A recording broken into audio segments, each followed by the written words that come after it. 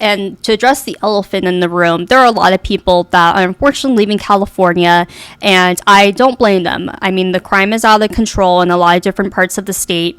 It's extremely unaffordable. I think the proof is in the pudding.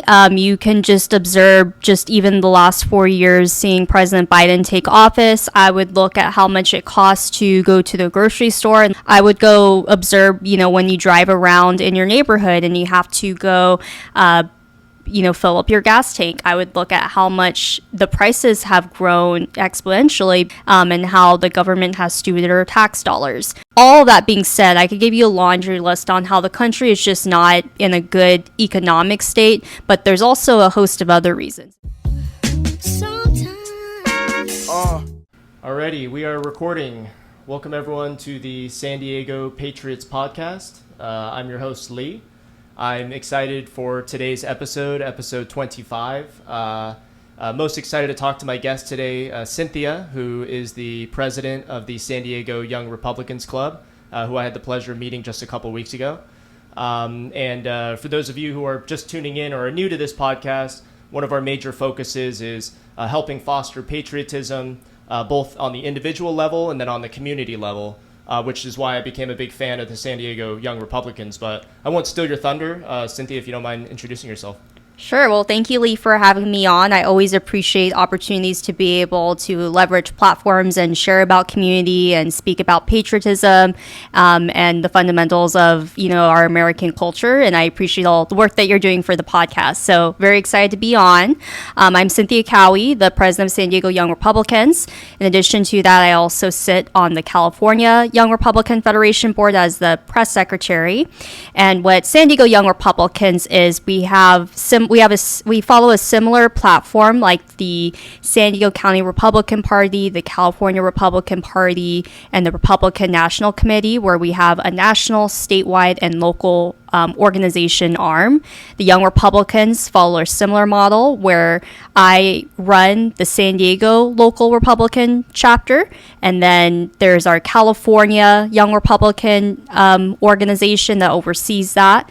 And then we also have a national arm called Young Republican National Federation as well. So we have all of those. So I sit on the boards for both the local and the statewide. But in particular, my connection is running the local chapter as the president and the chair. So I got elected in January 2023, and I was a general member since June 2021 and got involved in politics earlier in the year of 2021. It's been such a huge blessing. I'm finishing up my term in December, and the last 6 months just been obviously so much going on with the culture and with the news cycle, and then obviously lots of growth going on for San Diego Young Republicans. So I'm just very excited and very blessed to be able to steward the organization. Yeah, I love it. Like I said, I think more people should be speaking up and contributing to kind of the social conversation. And like I said, I like the efforts that you and your club are doing. And so you're mostly spent most of your life in San Diego, correct? Yep, I'm born and raised in San Diego. Nice, very cool. And then, you and I were joking about this earlier, but the political dialogue is just insanely toxic these days. Especially us, in my view, being in California, seem a little bit outnumbered for us, conservatives and Republicans. But what made you want to take on that risk and that extra stress to your life to join, the political movement and have those types of conversations?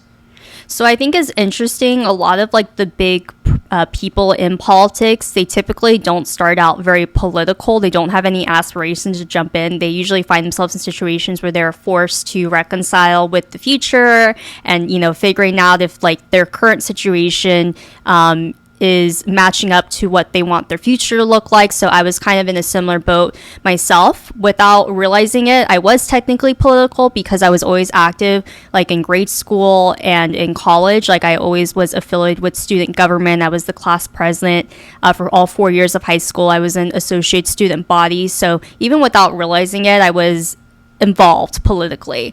But when the happening was, I went to the University of California, San Diego. I graduated with a communications degree. I graduated in 2017, so I'm turning 30 this year. And the turning point for me was basically I was a student during the 2016 presidential election, which happened between former President Trump and, the Hillary Clinton. So obviously that was a very interesting election to be a student because I, as someone that didn't follow politics and grow up talking about politics at the kitchen table, nor was it something that my friends and I discussed, like the current news or anything at all, like history just didn't interest me at all. And here I was as a student, like witnessing all of these people that like did not care about politics at all, but all of a sudden acted like they knew like everything about politics just because of this election. Like it was fascinating to see and observe people that like were very were so driven greatly by their emotions and became emotionally immodest, all because of these political candidates during like a very interesting and very historical election, if I could reflect on that.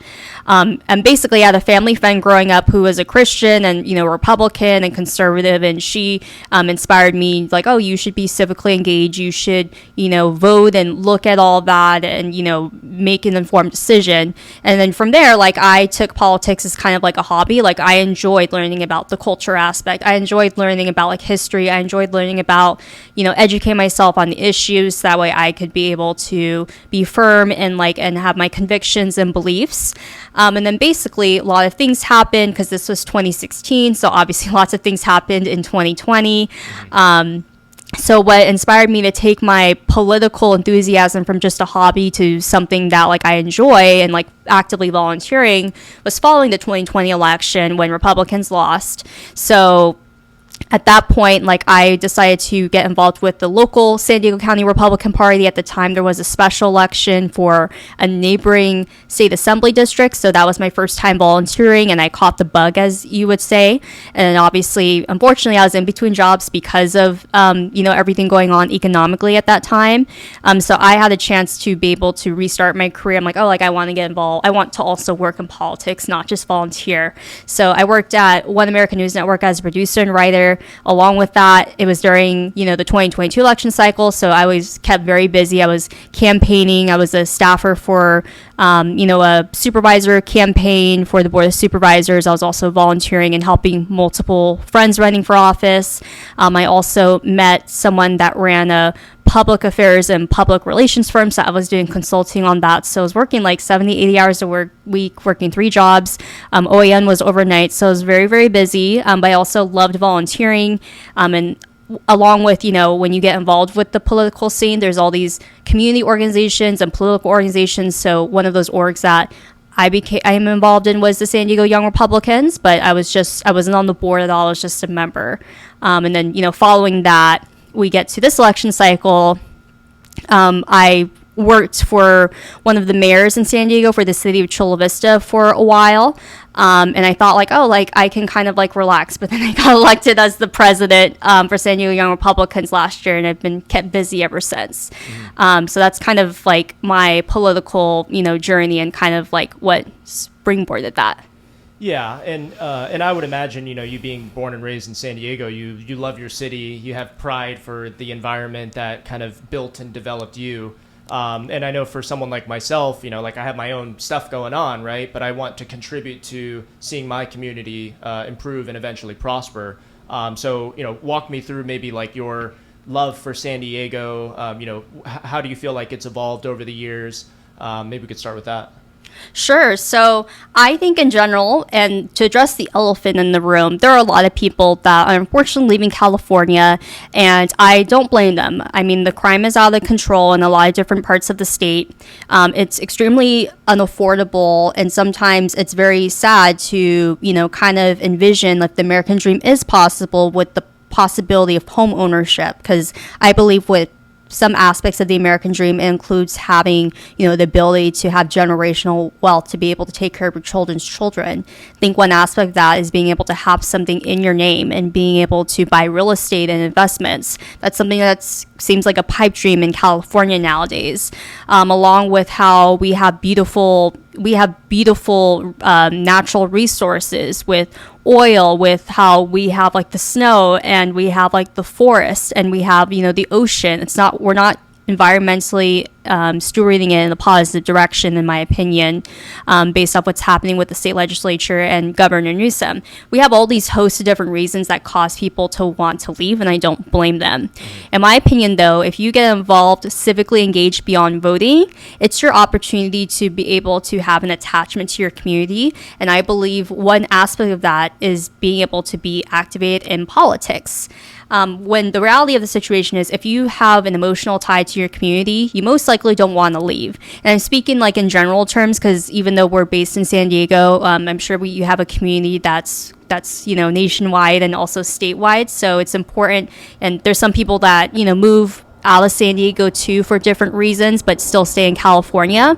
But that's one thing that kind of inspired me to get involved in politics in San Diego, but also California, because I am involved in California statewide politics as well, is the opportunity to make an impact in your community. But I also think, selfishly speaking, that if you have a tie to your community, you most likely don't want to leave.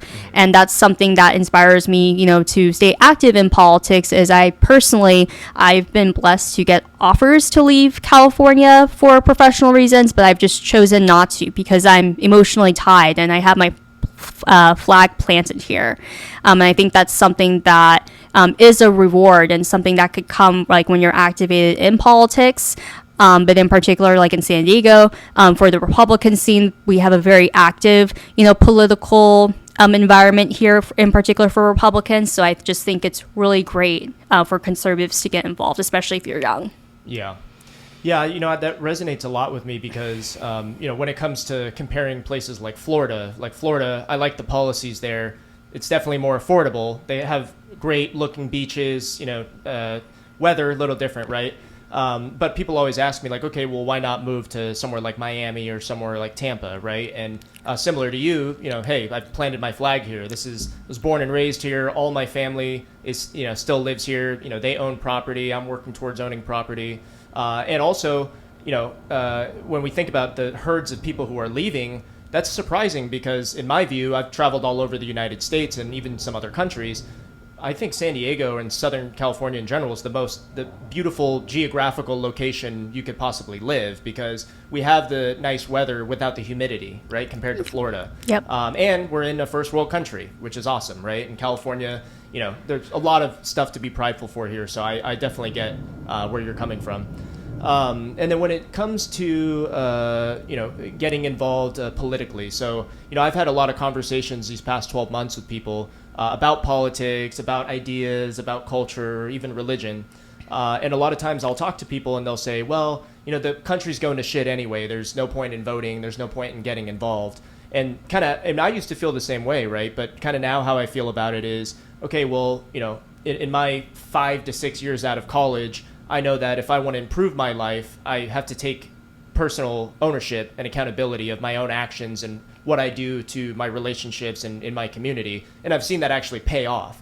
And when we translate that to politics, okay, do you want to see lower gas prices or higher gas prices? Lower grocery prices or higher? Lower crime rates or higher? Me personally, I want lower gas prices, grocery prices, and crime rates. So how can we do that? Well, policy makes a big impact on that, right? And you mentioned a bit about even some criticism with like Gavin Newsom. So how would you summarize for folks who maybe aren't involved in politics or aren't as educated into politics, the benefit of Republican policies compared to Democrat policies? I think the proof is in the pudding.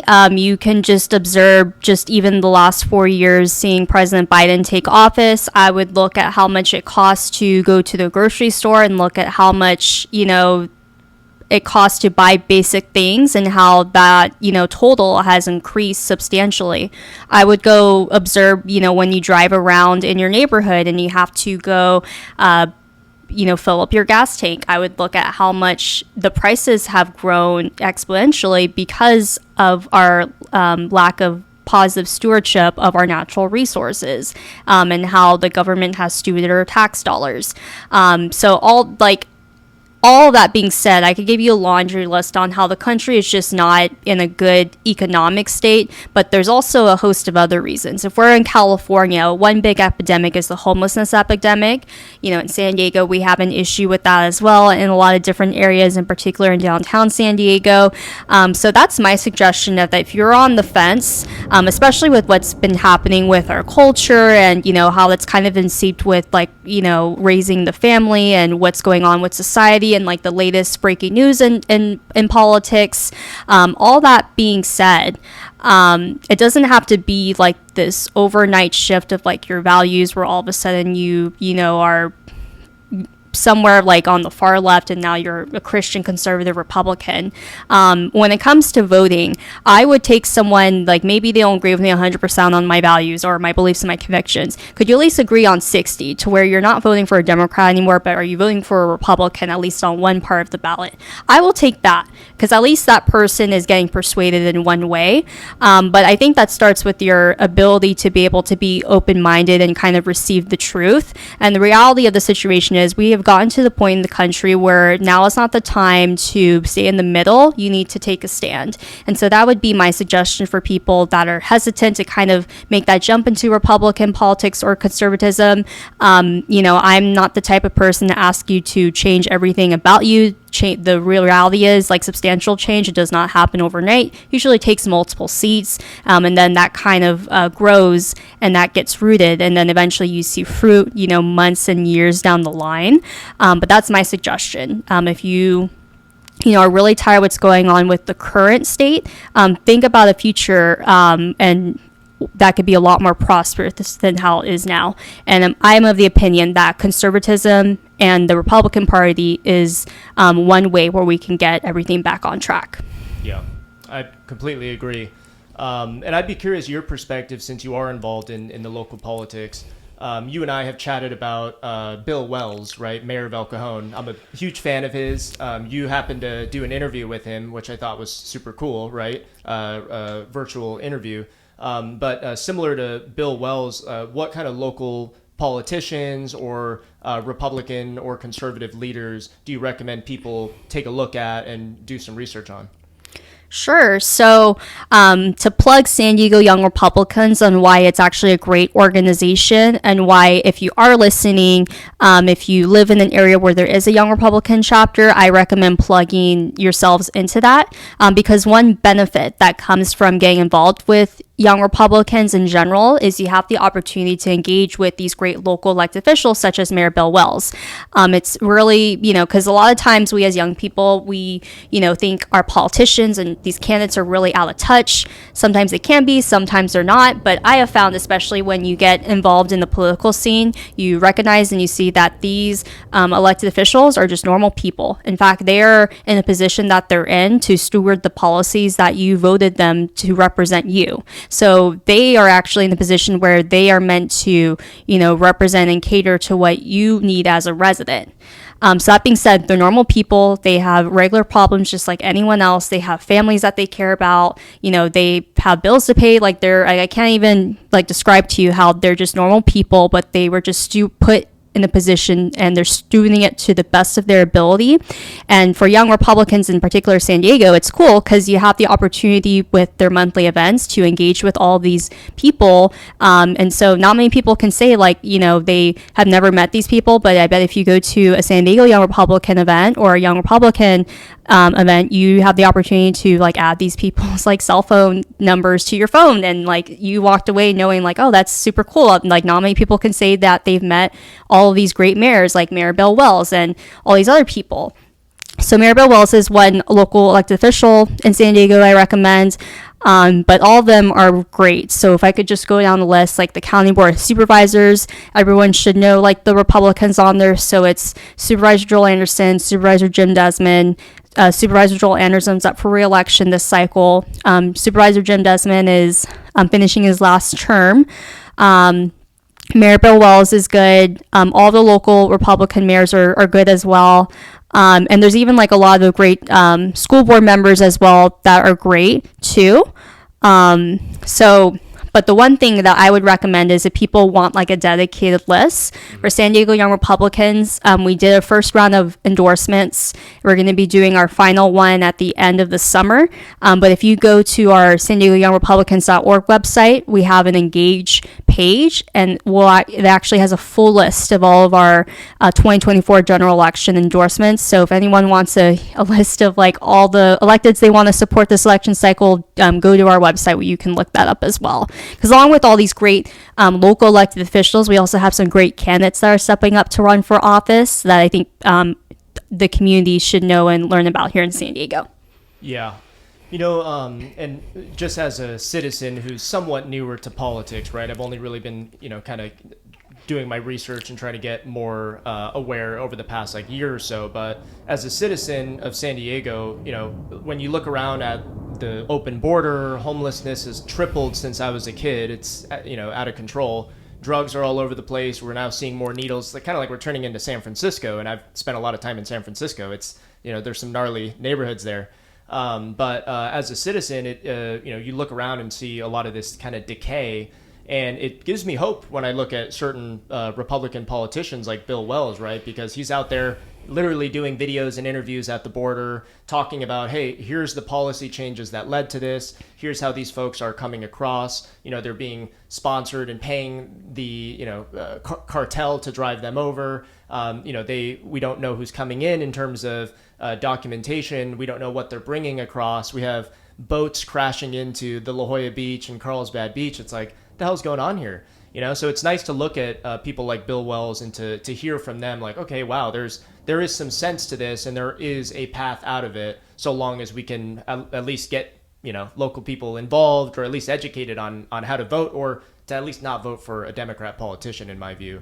So I guess in addition to getting to know some of your local politicians, I also really like the fact that the San Diego Young Republicans does events, right? So can you maybe walk us through some of the events that you guys have done in the past year or so, and then some of the upcoming events that you would like to get people excited about? So to share the background of where San Diego Young Republicans was before I was president and where we are now, we started out with 14 members, and now we have more than 110 members. So basically over the past year and a half, we've experienced more than a 500% growth and increase in membership. So we're the fastest growing Young Republican chapter in the state of California. So I'm, just very excited about all of that. Another big significant thing for San Diego Young Republicans is our Young Republican National Organization. Every quarter they hold meetings where they gather, with their national committeemen and women from each state of the country. And basically, so they host like hundreds of Young Republicans for these meetings. And for the past 8 years, the national organization hasn't necessarily seen the state of California as an investment opportunity until this year. So San Diego Young Republicans, along with our statewide arm, California Young Republicans, we submitted a bid, and so we won that bid, and we're going to be hosting like the Young Republican National quarterly meeting after the election's over in November in the city of San Diego. Wow. So we're just very excited, very blessed with all of the growth that's been happening. And so, I cannot emphasize enough how it's exciting to be a Young Republican, but obviously a San Diego Young Republican, because, if there's any time to get involved and to be a part of an organization that is obviously moving forward and it's getting recognized for all the right reasons, with all the buzz going on and with obviously, all the great people that's involved, there's no better time than now. Yeah. But what led up to that is the consistency of our events, because that's what helped increase our membership. And there was a couple philosophies I had when I set out with my board of directors on how we wanted to manage all this.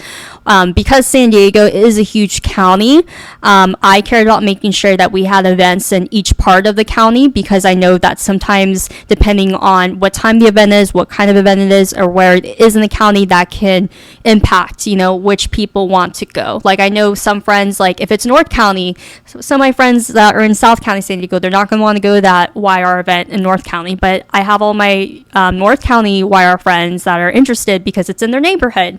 So that was something that I cared about was making sure all our events were just in different corners of the county to make sure we are catering to young Republicans across all the different areas within the region.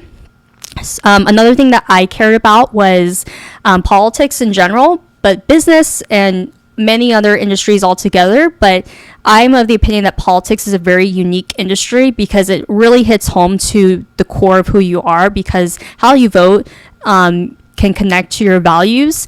And so in my opinion, being involved in the private sector, the public sector, there's no industry like politics. Like any small thing that isn't necessarily could be a big deal, kind of roll off. I've noticed that sometimes it get people more emotional than normal, and I think that's because of how unique the political industry can be. So that being said, politics can be transactional, but I'm of the opinion when it comes to fostering community, when it comes to fellowship, when it comes to relationships, but especially for young people, how after you graduate college, it can be very hard to establish a social circle. If you're someone that is political, you wonder if there's other conservatives, and it can feel very isolating and very lonely.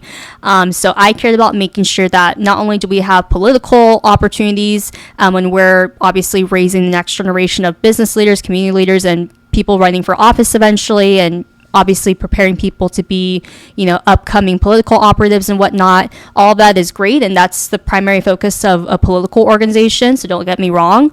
But I also think there has to be a component and something that I care about deeply that San Diego Young Republicans focus on, that I want people to know that they're coming into this organization and they're going to find friends and people that they could do life with.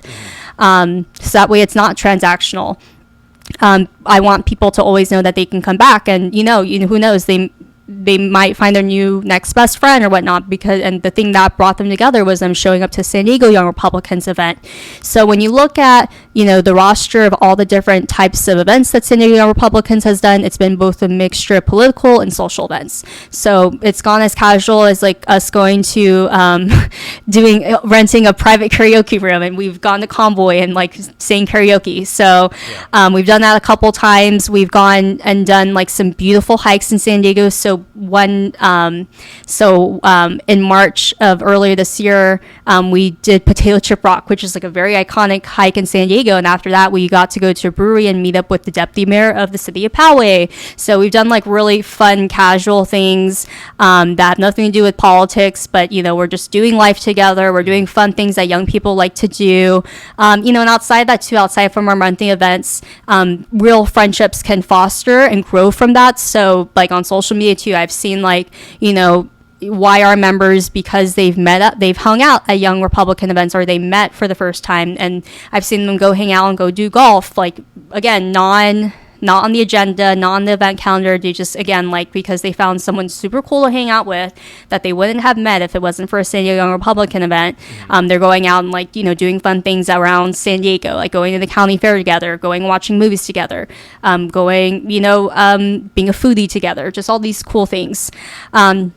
Some other big bread and butter political events that San Diego Republicans also has done is when the fall creeps up with the elections, we're going to be doing volunteer deployments for our endorsed candidates. So when we get more information about that, we'll release that. But that's an opportunity for young Republicans to get involved, get civically engaged beyond voting, where we get to canvass, we get to door knock and phone bank to get voters to get out the vote, and to be able to support our endorsed candidates. And we plan to do that, for again, targeting all of the counties and regions in San Diego. You were mentioning Mayor Bill Wells, so along with these political opportunities to get involved outside of our events, our most popular event was our presidential debate watch parties. We've also have done town halls with elected officials. So we would pick a venue and we'd select 4 elected officials in that region, and the elected officials would come and speak, and gives them an opportunity for our membership and the general public to engage with these elected officials outside of their normal meetings and other private times as well. Our big event that we wanted to begin to start as a flagship event that I am very proud to say was a huge success. We had our first annual legislative reception. We were able to get it sponsored and have it at the University Club atop of Symphony Towers. We had more than 70 people attend. We had more than 10 elected officials in the room, and some major stakeholders as well. We also are very blessed to have great relationships with neighboring Young Republican chapters. In particular, San Diego Young Republicans has a great close relationship with Orange County Young Republicans. So we have like close friends, and we all like hang out again outside of politics as well. So those are some of our past events we've done, and those are our future events that we're looking forward to having. Yeah, and I wanted to touch on the community aspect of it, right? Because I mentioned to you, I'm a big psychology guy, right? And part of me doing this podcast is, I've been very blessed and privileged in my life. I didn't come from money, nor did my family, but I was privileged to have both parents in the home. They were very strict in terms of me going to school, finding stability, finding autonomy. And I'm very happy about that. And now I want to try to help other young Americans find that type of stability, right? But whenever I refer to Maslow's hierarchy of human needs, it always starts off as every human, you need access to food, water, shelter. Once you have that, now you can move up to the next level of relationships, maybe consistent income, purpose, something to do, something to work hard at, right? And as you work your way up, you start to get to more of the spiritual side. And I think that a lot of people, especially in our age and era, they lack purpose, right? And I think that one of the best ways to resolve that lack of purpose is finding a community of like-minded people that you can be selfless with, and you can contribute your skills and learn from the skills of others. So, I like that the San Diego Young Republicans is doing community efforts, and even to provide a different example. So I'm a big fan of Jocko Willink, local Navy SEAL. Us being in San Diego, massive military presence. We love our military. We love our law enforcement. And Jocko Willink has an MMA gym in Claremont. And I like that not only are they teaching kids skill sets of, Muay Thai, Jiu-Jitsu, kickboxing, any of that stuff, but they will do community events where they're helping, the younger kids find a mentor. They're bringing people together. They do fight nights, right? And so that's another example of, hey, you got nothing going on, or maybe you don't have enough friends, or you're lacking purpose. Go join an MMA gym, or go join a soccer team, or go do something. So I think the one benefit of political community events is you're actually making a positive difference in your society. So kudos again to the community efforts, and I'm excited to join more events for the young Republicans. So you mentioned earlier that you guys do the debate parties. So that's actually where I met you. We watched the debate between Donald Trump and Joe Biden. It went exactly how I expected it to. I've been very critical of Joe Biden, and the fact that it just seems like he's not mentally there. But why is the media and the Democrat Party continuously telling us that he's sharp and he's for the people? It's a bunch of BS, right? They're asking us not to believe our eyes. So it went exactly how I expected.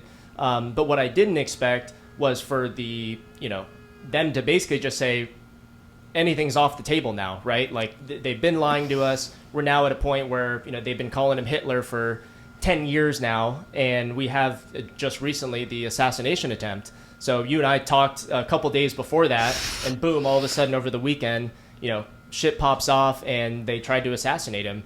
What was going through your head at the time? And, I think you mentioned on social media, people were reaching out to you and doing stuff like that. But what went through your head? Yeah, so I don't know where to begin with this, but I think we were just talking like offline, like it's gonna like this situation in history is gonna be one of those moments where we're gonna look back like 5-10 years later and look at like the photos and just remembering all this and reflecting on where was I like when this situation happened. Yeah. It's just gonna be one of those moments you're just never going to forget. And like just being at an age where you're obviously conscientious of and you're remembering everything and you are reflective and whatnot. So it's just to start off, that's the assassination attempt of former President Donald Trump is going to be one of those moments for me. at the time, I was actually away from my phone, believe it or not. So when I came to my phone, like 10 or so minutes, it's just one of those things where like you see your phone pop off with all these texts and whatnot, and you don't know like quite what to expect, because you don't know if like it's just your family or your friends, like just, being silly or whatnot. But when I opened it, it was like actually pretty substantial. So, obviously took the time to digest and like check all my notifications and all my political group chats, social sources. media. Yeah, all go on Twitter, like watching news. And was this fake? yeah, exactly. Like it was just really crazy. So first off, I'm so glad that President Trump is doing well and he's recovering. So praise God for that. Obviously, just very unfortunate that we had that, because former President Trump was okay, and because he, was away from the bullet, fortunately hit, a father who I believe was like a firefighter, someone that was, at the stands of the Trump rally. Yeah, and he was, chief. yeah, and he was protecting like his daughter and his wife. So, just obviously prayers and thoughts for him. And I know that there were plenty of people that were injured and whatnot. So obviously, like, we send our thoughts and prayers for all those people that were just innocent bystanders is probably the right way to put it. Yeah. So that being said, I don't have any comments in regards to like the reports on like the Secret Service, law enforcement, all that. So I'm going to steer away from like making comments about what I thought happened or what I think. But overall, it's just really crazy to me.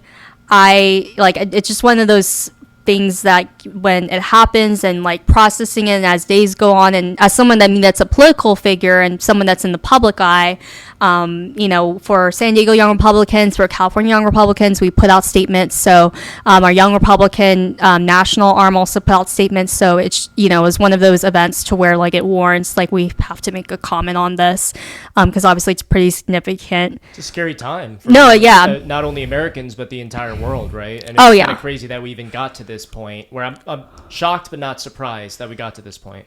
Yeah, absolutely.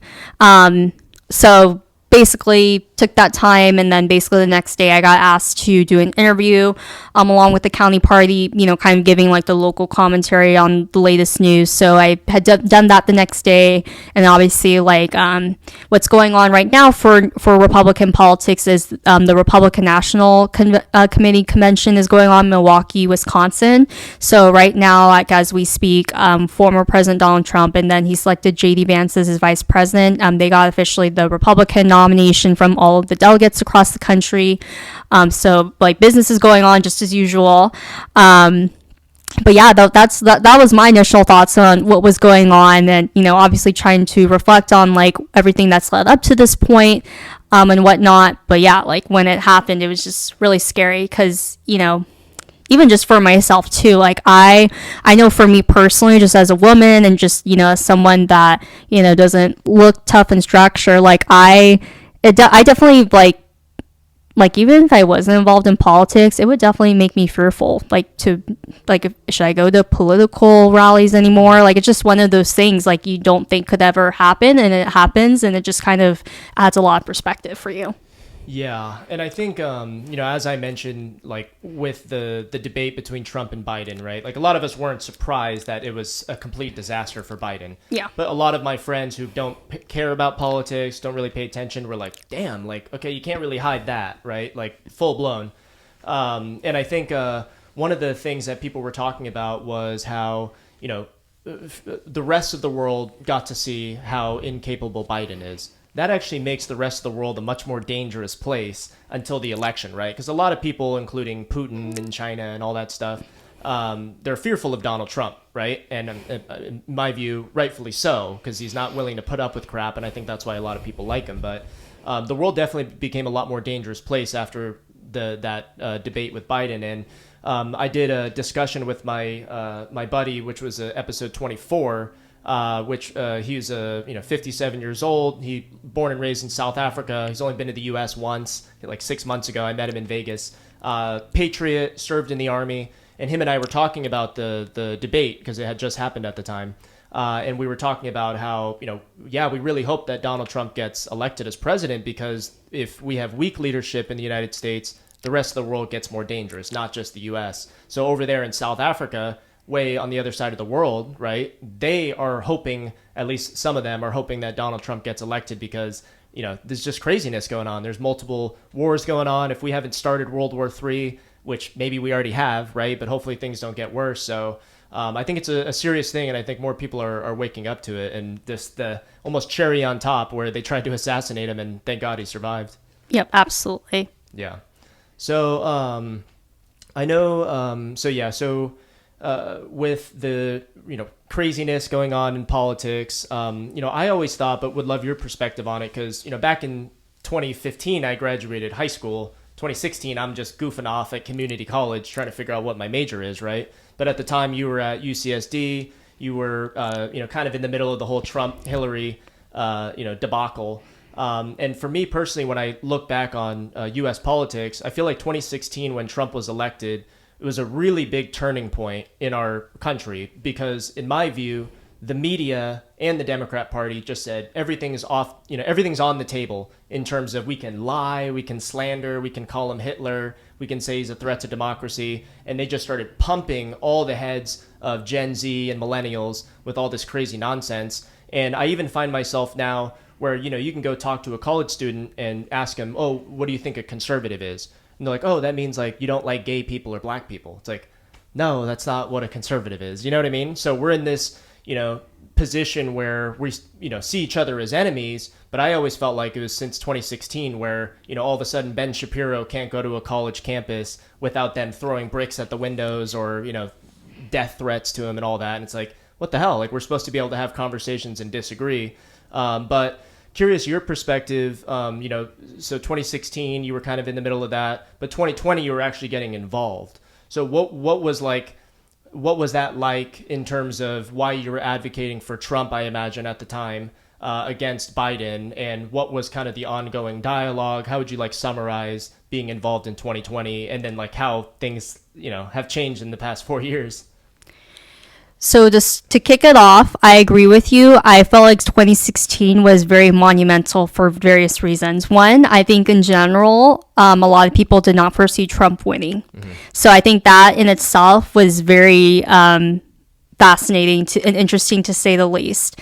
I also think, similar to you too, I remember there was a time when politics was never really something people cared all too much about. It was certainly not something that I was really cared for, and it's something that the friends that I hung around with growing up cared about either. I know there's usually that one person that is a political nerd that likes watching all the stuff that's into it. News and junkie. Yeah, and there's nothing wrong with that either, because but they're pretty rare and far in between, right? It's kind of unrelatable, right? But nowadays, I feel like everyone wears their heart on their sleeve, how they vote, who they vote for. And that's just really, that was something that was very interesting for me to gauge and kind of wrestle with. And that's something I still, even though I am a loud and proud Republican and public figure in politics, I still just think it's fascinating how the conversation has really developed and has shifted altogether. How now everyone, they really judge you on how they vote. Politics and what's happening in the news is at the forefront, where I'm just usually it's crazy, I'm sitting across the table from someone, depending on who it is, I may or may not lead with my politics, mm-hmm. right? Because I do think it's important that you have a personality outside of politics and making sure you have your values straight. So it just, it's a vibe, right? It's a vibe check, right? But nowadays, I feel like when I sit across the table, that's at the forefront. And usually that catches me off guard, because sometimes, because I am so political for working and also for volunteering, sometimes I just need that space, and you never know who you're sitting across the table from. So that's been a very interesting trend, from 2016 to 2024. I think the dialogue and how politics has shifted, and you can even talk to the the Gen X too, like how they're growing up, like they didn't care how voting was and whatnot. Like even like when they got married, like politics was never like a core value or something that they looked at when they're picking like their spouse, right? But even like for me, but I think especially for me, because I am pretty political, like I do want to, when I get married, that's something I'm going to care about deeply. But even like someone who isn't like in politics as much as me, I feel like that's now like a core tenet of like when picking like who they want to marry now. Yeah. So the conversation itself has been interesting since 2016 to 2024. We were almost forced into it a little bit too, because, and Jordan Peterson talks about this where, you know, hey, if things are going really well in your society, you don't give a F about politics, any of that stuff. You're just doing your own thing. Yeah. When you start to see prices get out of control, homelessness, the freaking open border, people are like, okay, well, I didn't care about politics before, but I'm going to register to vote, you know? So it's like we're almost forced into that situation where it's become top of mind, and hopefully that means we can resolve that and then get to a point where we're not focused on it because things are going well again, right? I agree with you, but it also makes me wonder, like, when you are in the rabbit hole so deep, is there a chance for you to ever go back? That's something I kind of wrestle with too, because obviously, like, whenever I get married and have kids, like, I'm not going to be like as active like professionally too, because I have a desire to stay at home with my kids and, like, you know, raise them during the formative years. So I've already reconciled and have accepted that, like, yeah, like I'm okay with postponing some professional goals and big business goals whenever I get pregnant and have kids, because that's, you know, where my priorities are and whenever that's going to happen, right? You got your priorities straight. Sounds like it to me. Yeah. But I also wonder, like, politically speaking, like, once you're in the rabbit hole, do you ever go back? And that's something that makes me wonder, like, from 2020 to 2024, to answer your question directly, is I feel like because we have been forced into these circumstances where we are forced to care so much, is there ever going to be a moment where that passion, that desire for civic engagement, would that ever go down? Or is that more of like just a shift of priorities? And the answer is I'm not sure. It might be based on the individual, but that's something I always wrestle with too, and something I always think about, because that's just my personal take. But I'm hoping, like, when President Trump and J.D. Vance get elected, you know, as president, vice president, obviously it's not going to happen overnight, but I just think in general, when Republicans are in office, things are better for the country.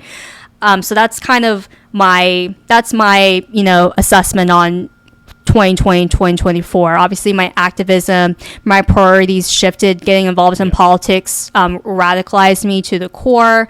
It shifted like how I spent my free time. I obviously gained friendships with people with similar values and similar ways they want to look at the world. And that's something that was actually one prime motivation why I wanted to get involved, was because I was in that demographic where after I graduated college, I was surrounded by great friends. Some of them are still close friends to this day, but some of them, you know, where they're not Christians, like they're not, you know, Republicans. And so, you know, in general, like there's only so much agreeing to disagreeing you can do, right? It's very normal to desire people that have a similar way they look at the world, right? It's kind of like, it doesn't even have to be politics. Like, look at like joining a sports league, look at joining jiu-jitsu. It's very normal to want to be around people with similar interests, similar beliefs, similar values. I mean, that's why people choose certain people to marry, because like at some point, you're like, you don't want to come home and also like you don't want to like butt heads. And I view the same way with friendships too. I mean, that's why, you know, for people who have a strong faith, that's why they have certain groups where they hang out and they talk about certain things together. Similar with politics, there's a kinship there where you know, you don't feel like you're crazy because you want lower taxes and you agree with a certain policy on how to get there too. So that's kind of like the shift of like what happened for me from 2016 to 2020 and then 2020 to 2024. It's a lot of philosophical changes, a lot of like how my time has changed a lot. Politically speaking, I actually, believe it or not, was more in the middle because I actually did not like both Republicans and Democrats. So I actually was a registered libertarian, and then I changed over time because I, you know, just of the opinion, again, like as I've stated earlier, like you can't be in the middle, you need to pick a side, you have to take a stand. Yeah. So that's what grew me to be a Republican eventually. Yeah, no, that makes sense. And I think we may have briefly spoke about this at the debate party, but we're seeing a trend now in teenage boys that they're starting to lean more conservative. And in my view, I'm not actually surprised by that, because I think if we look over the past 50 years, right, World War II ends. Once World War II ends, we have, the baby boom era. It's peace. No one wants to fight anymore. Everyone's, boom, economic boom. And then we get to the 60s, and now we start to have your hippies, advocating for communism. And it's like, what the hell is going on here, right? Like here in the West. And so I always, when I look back at the past like 50, 70 years, you kind of notice like, as they say, the political pendulum swings both ways, right? Like all of a sudden we were very right wing after World War II. Then you swing over and everyone's a fucking communist now in the 60s. We realize, oh crap, like look how much more crime and chaos is happening all over the streets and all over the freaking world, technically. Okay, we don't really like that. Now we start to swing back over to the right side. Maybe they felt like, oh, there's too many people going to prison for things they didn't do, and law enforcement's bad, and they, whatever. Oh, now we start to swing back to the left. And I think we, and some argue that 2021 was really when we peaked, going all the way to the left. And we've had the past 20 years of just social justice, communism, right? Of, this radical equality of outcome, and, hey, the society is not just until we see equal amounts of women or black people or blah, blah, blah, right? So it's like a very compelling message, because there's a lot of good-hearted people here in the West, but I think we've gone too far, right, to the left. And now, hopefully, if I'm right, we're going to now see probably a 20-year right-wing wave, hopefully, which I think would be fantastic for our country as well as for the rest of the world. But that also, for me, coming from not being very political about a year ago, or not even really caring about much of this stuff, I consider myself pretty centrist as well. And that's why I like Jordan Peterson. Jordan Peterson talks about how every society, especially the ones that have freedom of speech, we need to use freedom of speech, right? And you need to have left-wing people and right-wing people in your society that continuously have dialogue and debate how the border should be, how taxes should be, and because you can swing too far to the right and you can swing too far to the left. You know what I mean? So I'm a big believer that we've peaked in our social justice woke ideology, and now hopefully are going to start to see a right-wing wave. And people like us, especially yourself, being the president of the San Diego Young Republicans, I think are going to be absolutely crucial to where young kids are going to start looking up to you and hopefully me, and start to say, wow, okay, I can have this opinion and not get called a racist. I can, be prideful for my country and not get called a colonizer, and all of this stuff. So, but yeah, so that was a whole long spiel, but I don't know if that resonates with you, or if you agree that kind of we swing and we have our ebbs and flows and all that. No, I agree with you 100%. As far as like the pendulum swinging, I do agree that I think the pendulum is swinging more towards the right, because we've gotten to the left way too much. So I'm obviously supportive of, obviously the resurgence of conservatism and, Republicans winning. Yeah. Awesome.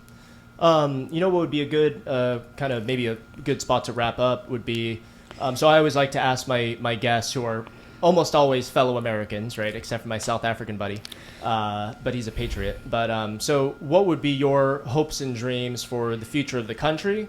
And then advice, you're turning 30 soon, advice for young Americans and then young women in America. Sure. So my ideals for the future of the United States of America is to bring back traditional conservative, Christian values, and, really putting family at the forefront. I think that the bedrock of our country and the culture is family. And I think when that gets eroded, that impacts, whether you realize it, in the present day, it trickles down into our future. If you're not raising someone that is a good daughter and a good son, that person can go outside the home and, hurt people.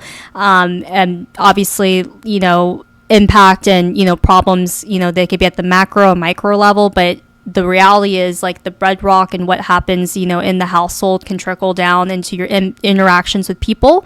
So that's something that I hope and pray for the United States, is to bring it back to traditional conservative Christian family values, keeping family at the forefront.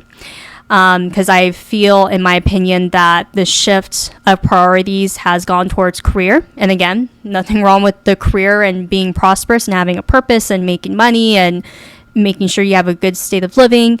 But I think the priority should always be your family, should be your number one priority. And there's no such thing as kind of intertwining both of them at once.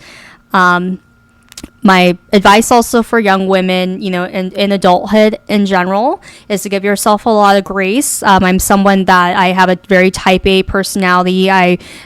Very idealistic. I have a fairy tale mindset. So, at 30, I had a vision of how I wanted my life to look like. In a lot of ways, I've been very blessed where it's been more beautiful than I've imagined. But obviously, there's some things that I didn't have that I wanted sooner in life. But I've always recognized that God is very sovereign, and He never takes away. He always takes away something. Especially knowing that there's something that He has better for you. So definitely just have a lot of grace with yourself. If you're not where you are in your life right now, nothing wrong with that at all.